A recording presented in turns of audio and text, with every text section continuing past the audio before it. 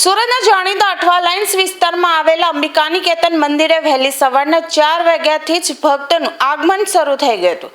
માત્ર અંબિકા નિકેતન જ નહીં પરંતુ ભાગર વિસ્તારમાં આવેલા ઐતિહાસિક અને પૌરાણિક જૂના અંબાજી મંદિરમાં પણ મોટી સંખ્યામાં ભાવિક ભક્તો દર્શન માટે ઉમટી પડ્યા હતા।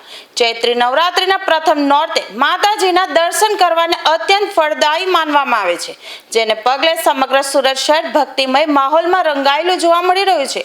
ચૈત્રી નવરાત્રિના પર્વ નિમિત્તે મંદિરોમાં માતાજીનો અદ્ભુત અને ભવ્ય શણગાર કરવામાં આવ્યો છે। ખાસ કરીને અંબિકા નિકેતન મંદિરમાં માતાજીને કિંમતી વસ્ત્રો અને આભૂષણથી સજાવવામાં આવ્યા છે। માતાજીની એક ઝલક મેળવવા માટે ભક્તો કલાકો સુધી લાઇનમાં ઊભા રહેતા જોવા મળ્યા હતા। માતાજીના મનમોહક સ્વરૂપના દર્શન કરી ભક્તો ધન્યતા અનુભવી રહ્યા છે અને વાતાવરણમાં એક અનેરો ઉત્સાહ અને દિવ્યતા પ્રસરી ગઈ છે। નવરાત્રિના પર્વને વધુ ભવ્ય બનાવવા માટે અંબિકા નિકેતન મંદિર ખાતે વિશેષ સજાવટ કરવામાં આવી છે। મંદિર પ્રશાસન દ્વારા હજારો કિલો દેશી અને વિદેશી ફૂલોનો ઉપયોગ કરીને મંદિરના ગર્ભગૃહો અને બહારના પરિસરને શણગારવામાં આવ્યું છે। આ સાથે જ રાત્રિના સમયે મંદિર ઝળઝળી ઉઠે તે માટે આકર્ષક રોશની પણ કરવામાં આવી છે, જે ભક્તો માટે આકર્ષણનું કેન્દ્ર બન્યું છે। ચૈત્રી નવરાત્રિ એટલે શક્તિની ઉપાસનાનો પર્વ અને આ 9 દિવસો દરમિયાન સુરતના વિવિધ મંદિરોમાં વિશેષ હવન, ચંડીપાઠ અને અનુષ્ઠાનોનું આયોજન કરવામાં આવ્યું છે।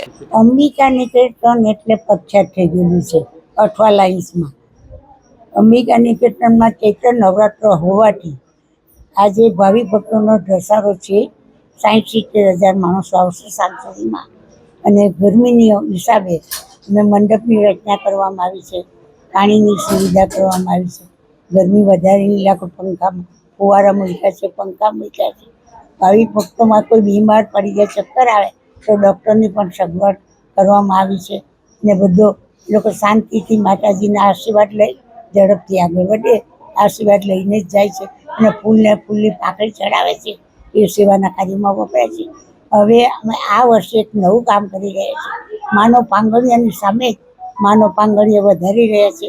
ભાવિક ભક્તો ખાલી 11 રૂપિયા અમે એમ રાખ્યા છે તો ભાવિકો તો ઓનલાઈનથી પણ આપી શકે છે, તેમાં દરેક ગરીબ માણસનો પણ સદુપયોગ થઈ શકશે।